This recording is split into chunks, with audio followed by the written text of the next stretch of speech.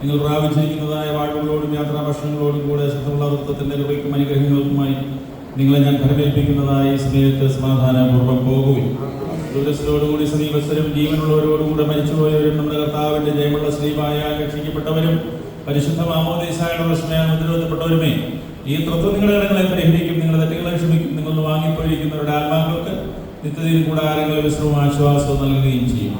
ഞാനോ ബലഹീനനും പാപിയുമാവുന്ന ദാസൻ നിങ്ങളുടെ പ്രാർത്ഥന മൂലം കരുണയും കൃപയും പ്രാപിപ്പാൻ സംഗതിയാകട്ടെ. നിങ്ങളോ സന്തോഷിച്ച് ആനന്ദിച്ച് സമാധാനപൂർവ്വം പോകുവിൻ. നാൾതോറുമുള്ള പ്രാർത്ഥനകളെ ഞങ്ങളെയും ഓർക്കുകയും ചെയ്യുകയും